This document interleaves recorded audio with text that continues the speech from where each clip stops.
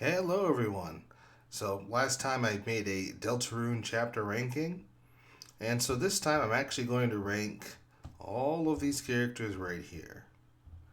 And I've got 5 tiers: characters that are memorable, characters that I think are great, characters I think are good, characters I think are, they're just okay. And then we all know them, just the one note characters who are just kind of there for some funny flavor text, and that's it. So, I'm going to go ahead and get right into it. But first, I want to briefly mention I do actually have a Kickstarter going on right now. It is a game that only cost $1. The pledge goal is only $100. There are stretch goals, but I've got 9 backers right now. We've made 66 bucks. So if you like the video or if you're so inclined, feel free to back the project. Every dollar matters, and hopefully we'll meet our pledge goal. So, that being said, let's get right into the video. And I'm going to start with a personal favorite character, actually, which is Chris. And I don't know if this will surprise anybody, but Chris is going into memorable. I think Chris is a fantastic character. Just not just the concept of Chris, but the execution. The concept of the player character being their own person and having their own agency. That's inherently interesting.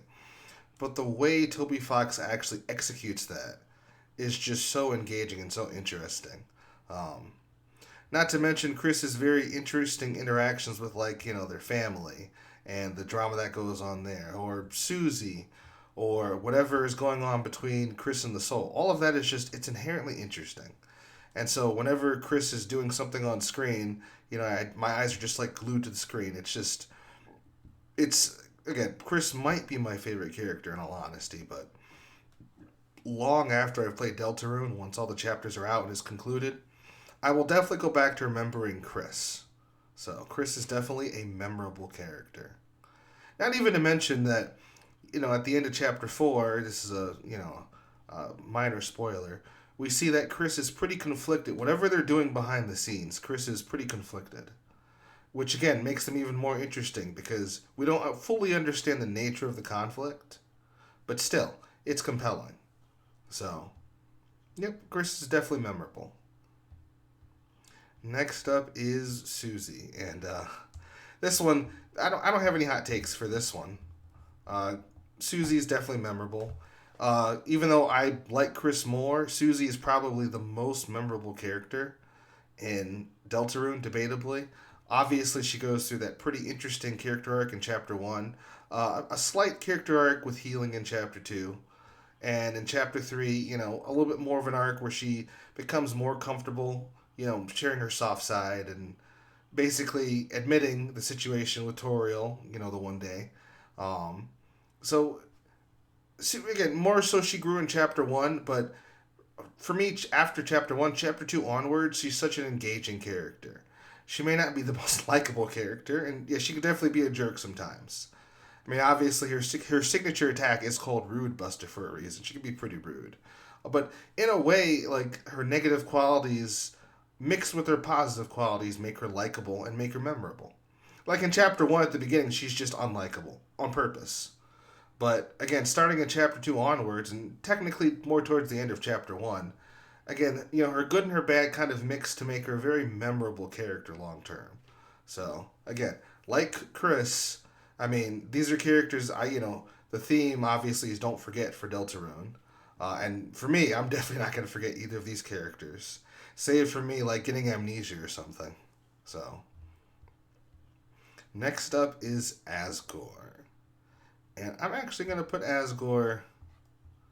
Now, obviously, Chapter 5 hasn't come out yet, so he could go higher or lower based on how that goes. But I'm going to put Asgore in the Great. I actually think Asgore is a great character. Again, we don't fully know what happened, but Asgore had to make some sort of difficult choice.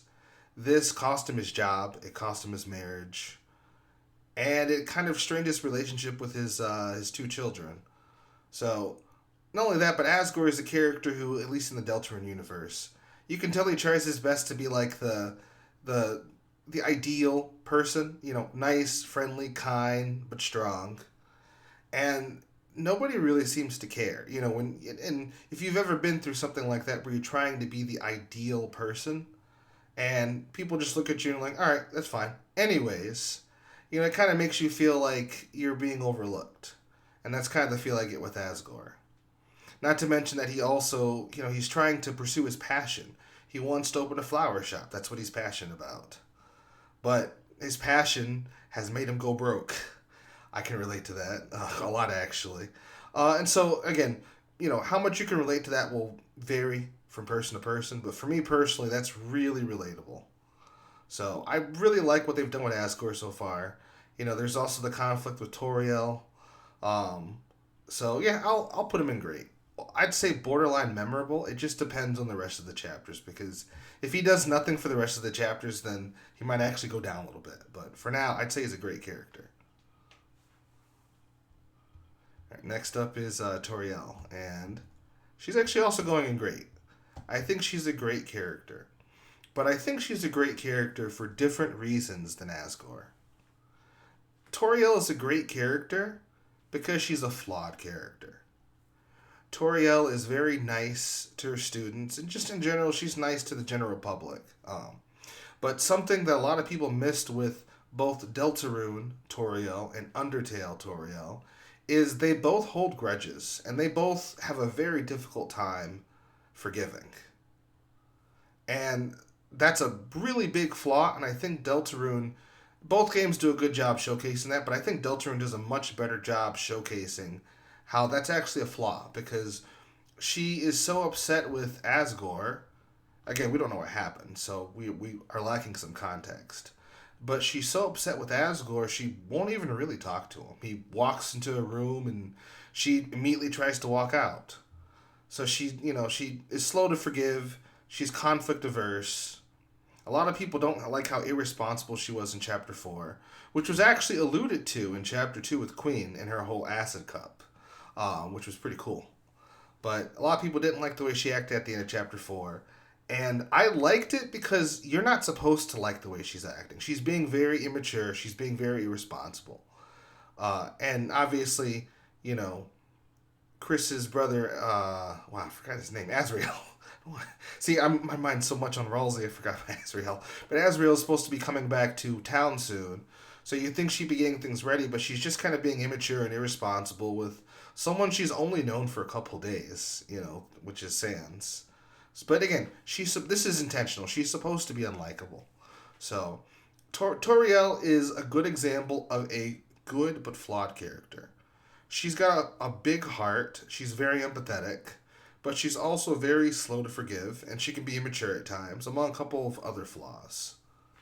So, yeah, I'd say she's a great character. I do like Asgore more as a character, at least in Deltarune. But, yeah, I'd say they're both great characters. All right, next there is Noel. Noel's going to go in good. So the thing about Noel is, I would say probably right behind Chris, she might be my second favorite character. I kind of go back and forth with a couple of characters as to who's my favorite. I like certain specific behavior traits from Noel, but overall Noel, very similar to Toriel, is a very flawed character. And she has gotten better as time has gone by. If you would have asked me, before Chapter 2, I would have just put her in okay or maybe even one note, honestly. So as the chapters progress, she very well may rise to memorable. But as it stands right now, I'd say the character is just good. Obviously, Noel is very kind, which is the appealing trait. She's very kind, and she is very often, as we see with her and Birdley, Noel is willing to be the bigger person. If someone's being immature and even disrespectful towards her, she's willing to overlook it, which a lot of people have a hard time doing, including me, by the way. But she just does it so naturally. She has some pretty interesting positive traits, but she also has quite a few negative traits, which the story kind of acknowledges at points. So, for example, the story acknowledges that Noel is too passive and she needs to stand up for herself and kind of grow a backbone. And I really like the way the story has addressed that so far. And I'm assuming we'll get more of that as the story goes on.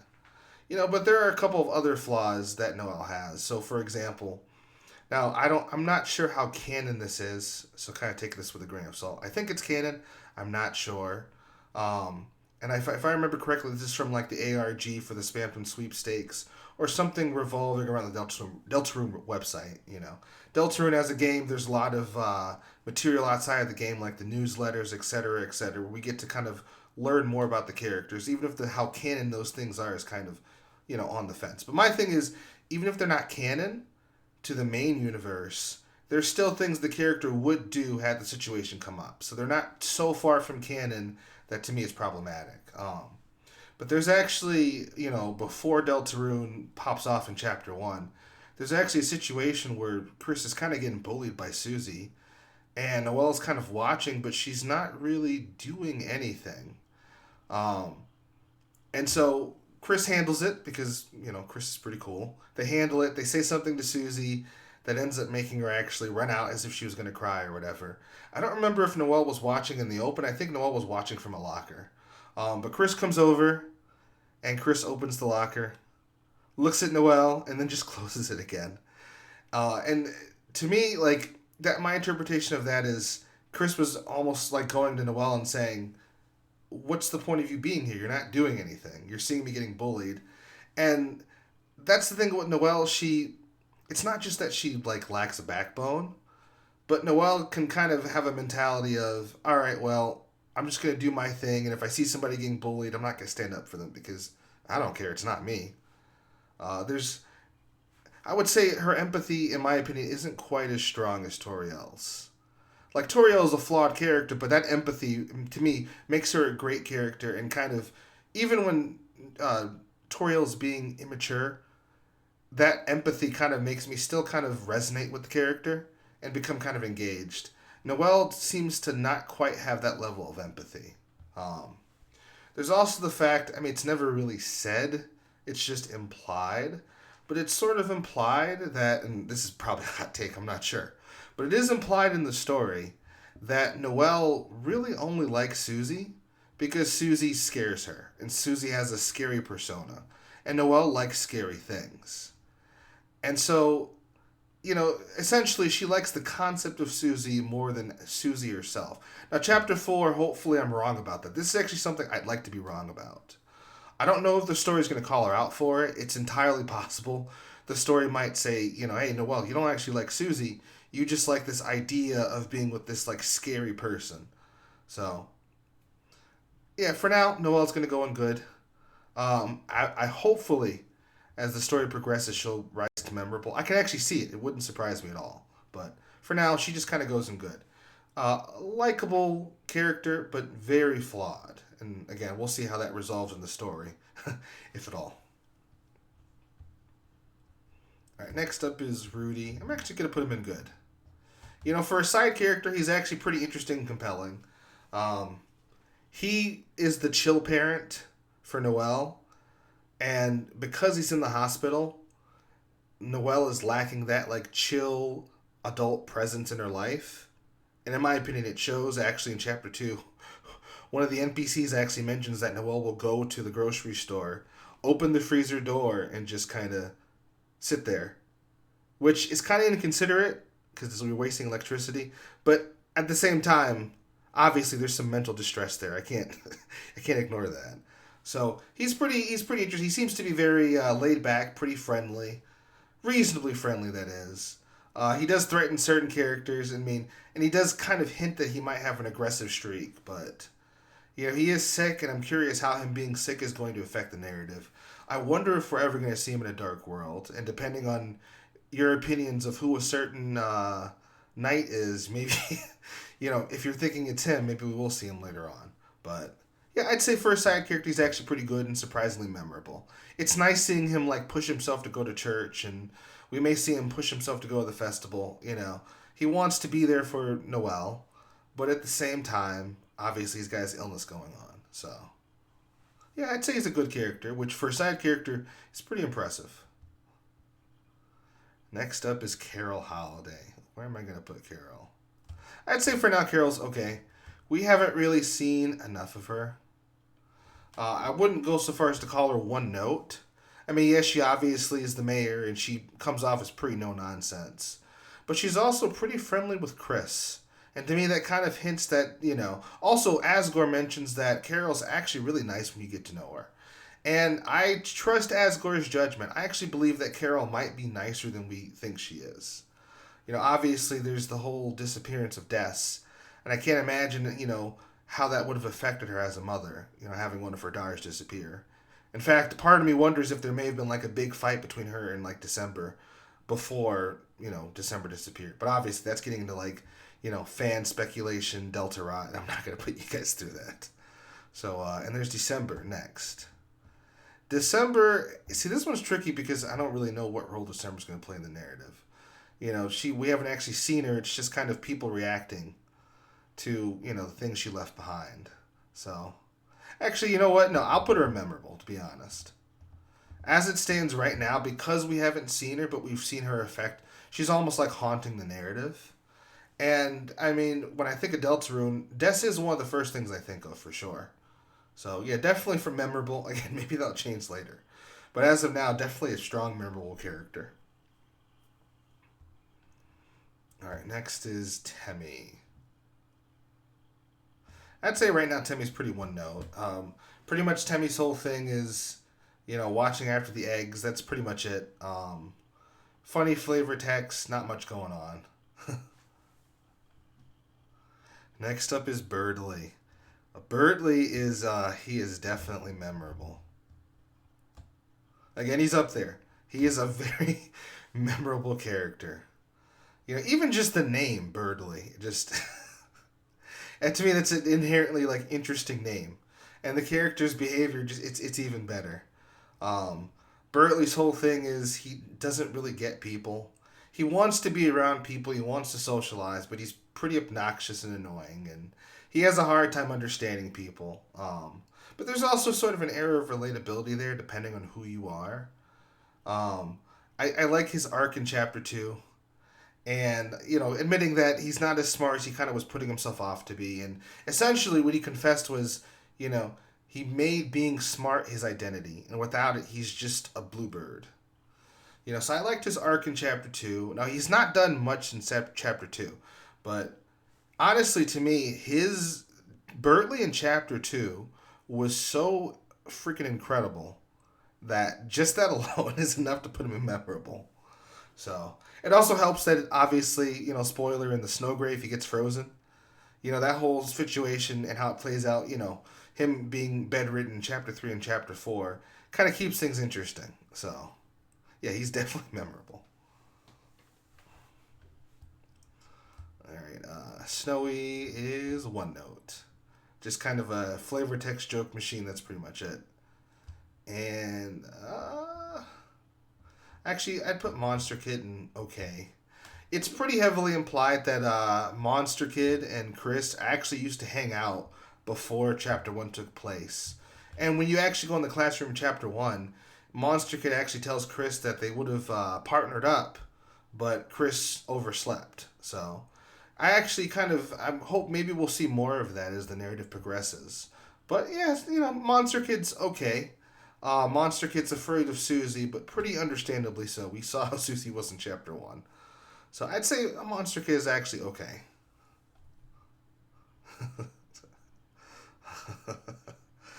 Oh no, Jockington. Don't make me do it. Okay, where am I going to put Jockington? He's definitely not one note. Alright, I'm going to put Jockington in good right now. I can't justify putting him any higher. So Jockington comes off as, like, really unintelligent. This really unintelligent, like, jock lizard guy snake thing. It's pretty entertaining. It's relatively one note, but it's such a good one note that it ends up being good. Also, there's a couple times where you're talking to Jockington where I don't know if he's having like a stroke or something, but the dialogue is really wonky to me. It's mildly concerning, honestly, but it's definitely on purpose. So he's definitely a good character. All right, then there is Caddy. Caddy's going in okay. Caddy, you know, Caddy's okay. I wouldn't go as far as to call Caddy one note, but Caddy's okay. Apparently, she has some sort of brief romantic past with Azrael where they went to like the prom or something, which just kind of inherently makes her memorable. She also has a pretty memorable speech in chapter 4 in the church. So I'd say this character's they're okay. And I would say the same thing for her little sister. Exact same thing. This character, they're okay. They might do more as the chapters progress, but as it stands right now, they're okay. They're all right. Not honestly, not much to say in this character. Maybe we'll see more, but all right. But the parents are definitely one note. Bratty is also one note. She's just kind of the stereotypical mean girl. There's not much going on. Alvin. I'd actually put Alvin good. I would say Alvin's a good side character. And I'm going to predict he's going to have a bigger role in the plot than we all think that he's going to. Alvin, he runs the church. He has sort of how do I put it? He's very hard on himself. His father, Gerson, who we should get to later, was this great writer and overall just a very likable, outgoing person. And he feels like he's in his father's shadow. And he feels like he's always disappointing his father and just not living up to his father's legacy. He's pretty hard on himself. Not to mention, it's also, not said, but you can see it, that he's also still grieving his father. We see him visit the grave in chapter 2 and he takes the hammer in chapter 4. So obviously he's also grieving and, but also at the same time, despite his personal issues and his personal struggles, his personal demons, despite those, we still see him as a very friendly and very outgoing and very loving head of the church. I'm not sure what his position is, whatever it is, but he puts his personal demons aside and he's able to become still a friendly and likable NPC. So I'll definitely put him in good. And then this is I forget her name, but she runs the diner. Again, friendly, but one note. Also, as of now, one note. Actually, a lot of these hometown NPCs are going to be one note, which is fine. They're kind of, by design, supposed to be one note, so it's not much of a surprise.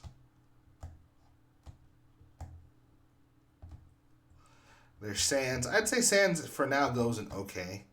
I do think he'll play a larger role as the story progresses. It's hard to know for sure, but as it stands now, he's okay. Again, not much going on. He's just kind of a prankster, jokester. Comes off as Sans has always been selfish, but maybe a little bit more selfish in Deltarune. We also don't know if it's the same Sans or a different Sans, but I'd say he's okay. Alphys. So one of the things that propels Alphys is how much Chris doesn't like Alphys. Like, if you read in between the lines when playing Deltarune, it's pretty obvious that Chris does not like Alphys. I don't know if Chris outright hates Alphys, but Chris doesn't like Alphys. Chris doesn't like anime. These are just things that don't interest Chris. And that kind of automatically propels Alphys. But also, Alphys is a character. Alphys, got a job thanks to Toriel as a teacher. And it's pretty obvious that she's just trying her best to be a good teacher. Seems like a character who's just trying to make their way through life and do their best. They leave out their milk carton that they think a cat is drinking, only to discover, it won't spoil, well, if you know, you know, but some shenanigans and tomfoolery happen. So I'd say Alphys is good. Undyne is, as of now, one note. Undyne is just the aggressive cop, and that's pretty much it. There's not much to Undyne right now. So as of now, one note. Again, that might change, but...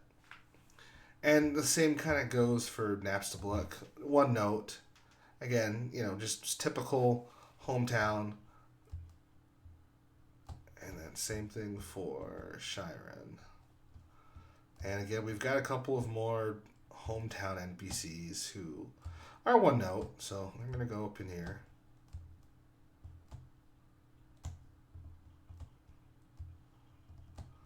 Probably pick somebody more interesting just to shake things up. I see Lancer's coming up. Actually, I see Burger Pants is coming up, so that's going to be interesting.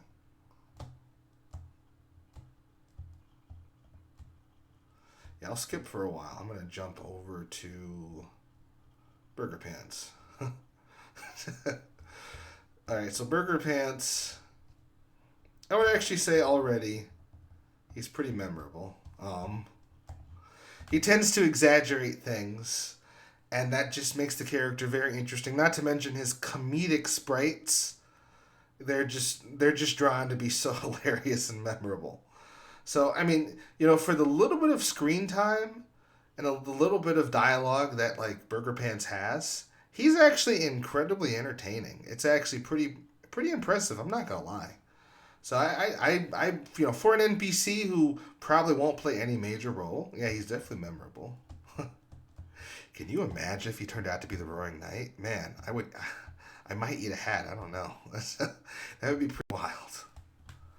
All right, so now going back to more of the one-note hometown NPCs. Again, a lot of funny flavor text, but not much beyond that.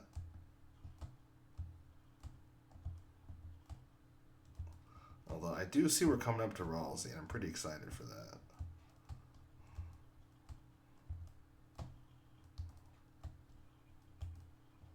And here we go. All right, now we're up to Ralsei, and he's not okay. I'm actually just putting him there so I can scroll up. I put Ralsei in great. Ralsei, he's a great character again, and it could improve as the chapters go on. Rousey's struggle is he's a Darkner. He's an object. We just don't know which object that he is. And so because of that, he struggles with his self-worth. He struggles to feel like he's good enough. He knows the prophecy, but he doesn't want to say too much.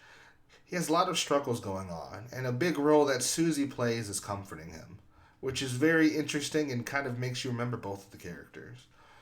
He also has a more interesting relationship with Chris. So there's two aspects to their relationship. The first aspect is, depending on the player's choices, him and Chris can grow closer, or they can just kind of stay distant from each other, which is pretty interesting. Although we do see by chapter 4, if you try to get Chris to say something mean to Ralsei, they'll refuse. So we do see by chapter 4 they are starting to rub off on Chris, but you as the player also play a large role in how close those two grow. That's the first aspect. The second aspect, which is interesting, is these two have been having off-screen conversations ever since chapter 1. We don't know what they're talking about, but I'm sure we'll find out at some point, probably. And so, I could easily see Ralsei jumping into memorable. But for now, I'd say he's just a great character. Really more so, I think of these two characters when I think of, like, the main characters. And then, he's, again, he's a great character, but I wouldn't quite call him memorable. I'm sure that Ralsei fans will burn my house down and put me on a guillotine, but that's just how I feel at the moment. Put that right there, Lancer. Lancer, I would put Lancer at good. Lancer's pretty entertaining. Obviously, in chapter 1, he goes from being a bad guy to a good guy and has a pretty interesting dynamic with Susie. And honestly, really, in all the chapters, him and Susie have a pretty interesting dynamic. But Lancer doesn't have too much going on, which is interesting and not interesting at the same time, but it's definitely enough for me to push him into the good tier. Also, he has some very entertaining dialogue. Now we've got some Darkner NPCs, most of whom aren't very interesting. Although again, that's sort of by nature. And then we've got Sham. For now, I'm gonna put Sham in good. Sham is surprisingly memorable. My recorder thing slipped, but it seems like Sham knows more than he's letting on. And I'm sure that as the chapters go on, we're going to learn more about it. But Sham is a very knowledgeable, and that kind of makes Sham inherently interesting. And so I feel like Sham's going to play a bigger role as the story goes on. But for now, I'm definitely comfortable putting Sham in the good tier. So, honestly, there are so many Darkner NPCs. I think what I'm going to do is I'm actually going to start skipping some of them and just going to the ones who are interesting. Starting with rules. Yeah, so yeah, I'm going to start with rules. Rules card, he's great. He's great. He's written to be this obnoxious guy, and he is. He's extremely obnoxious, but that's the point. He's supposed to be this obnoxious, pompous guy, and it works. He may not be likable, but like he's certainly a great character, and he's very entertaining. And man, he just never gives up, just causing the fun gang trouble. And then there's Star Walker. He's okay. He's okay. He's the original, so I have to put him in okay at the very least. All right, next up is we have the King. I'd put the King in. The King's all right. Actually, no. I'll be a little bit soft. I'll put the King in good. The King is the chapter 1 main antagonist. He's a knight fanboy. He is upset with the Lightners for, abandoning him, which I would say is relatable. Nobody likes being abandoned. But as the narrative goes on, we see he has a soft side, and a lot of the toughness he puts up is kind of a front, which actually kind of makes him more interesting. Also, seeing his interactions with Queen is also pretty memorable and interesting. So, next up we've got Jevil. Man, that tier. There are so many one-note characters. Yeesh. And Jevil, I would put Jevil in good. Jevil being the first character to give us a Shadow Crystal, and Jevil having their... Jevil actually speaks, which is pretty interesting. They have audio lines or whatever. So I'd say Jevil's good. I mean, we'll see if they play a bigger role as the story goes on, but they're definitely good enough to be in good. But next up, we've got Queen. And no, Queen's not one note. Queen is definitely going in memorable. Queen is definitely memorable. Queen is one of the best characters in Deltarune. For a lot of people, Queen is your favorite Deltarune character. Man, this character is just hilarious. Like, she honestly steals pretty much every scene that she's in the game. Just great design, great music, and great themes.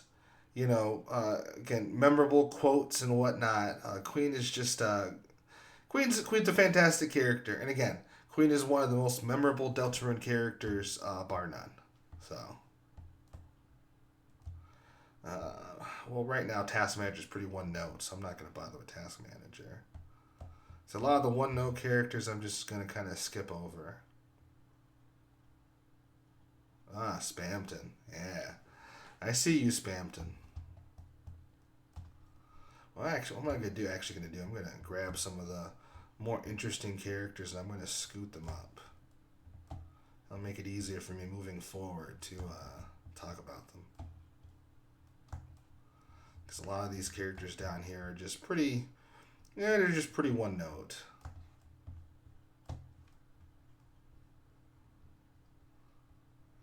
There you are. Almost missed you. Let's see. Oh, of course, can't forget ERAM.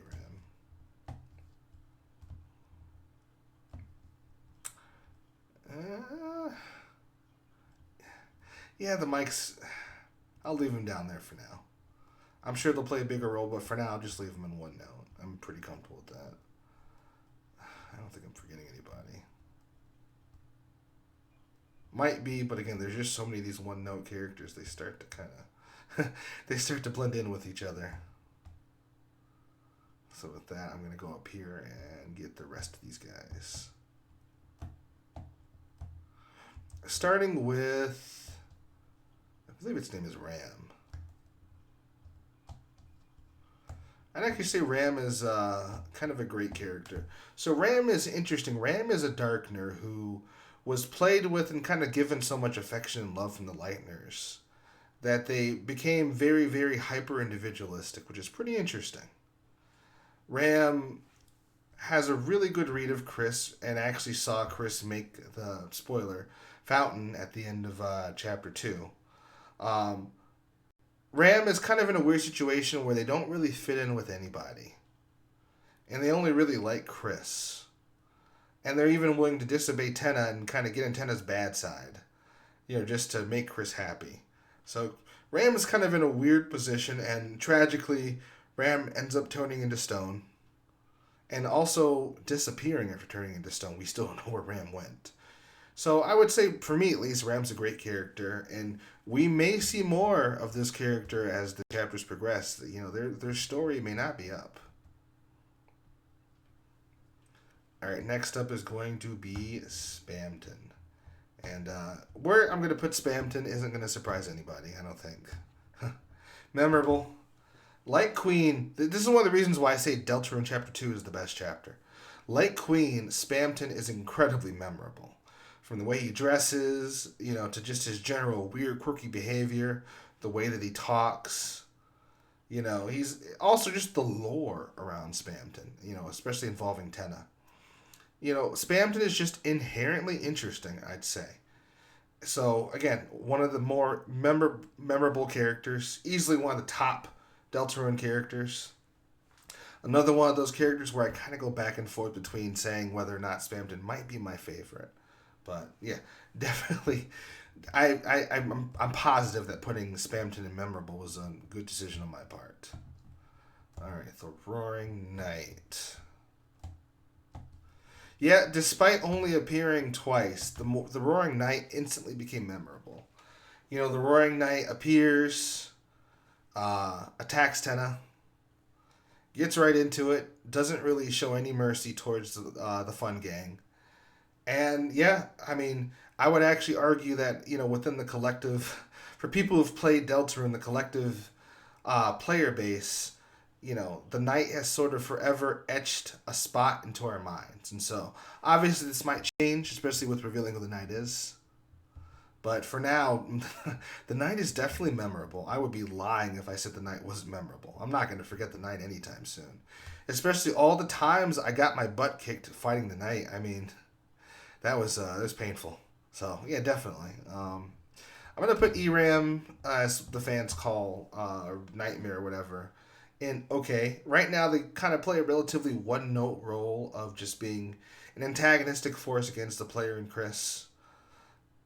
We don't know much about them, which gives them a mysterious edge, which is why I put them in okay and probably not one note. But again, maybe we'll see more of ERAM, maybe not. We'll see. So that's all I can really say about the character right now.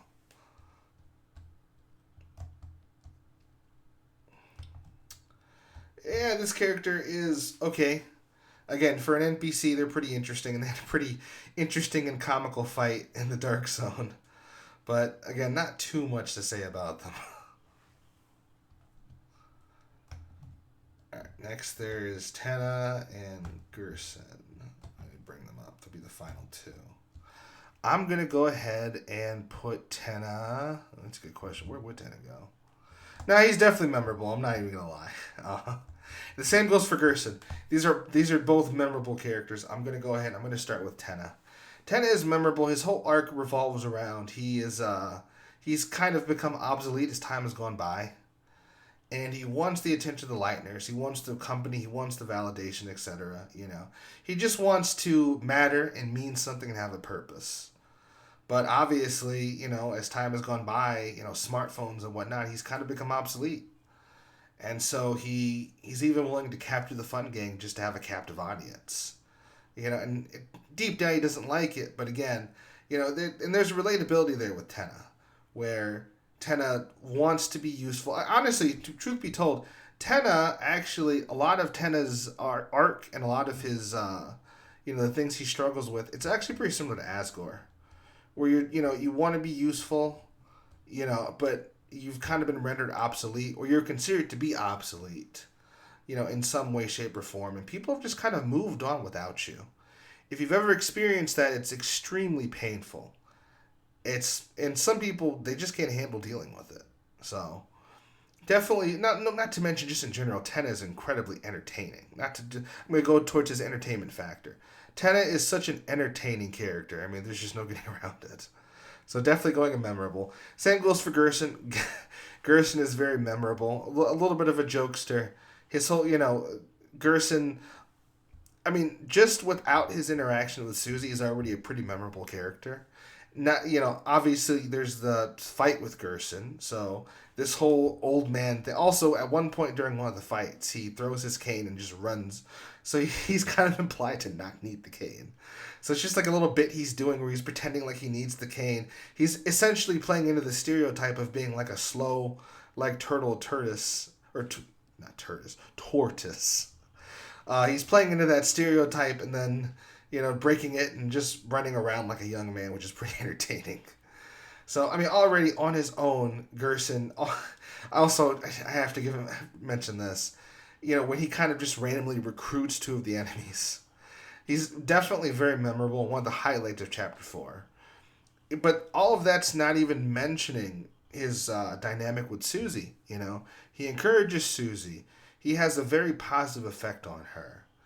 And their dynamic to me was very interesting and very compelling. And really, it made me like both of the characters a lot more than I did before. And I already liked both of them quite a bit.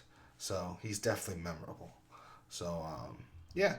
With that being said, this right here is my Deltarune character tier list.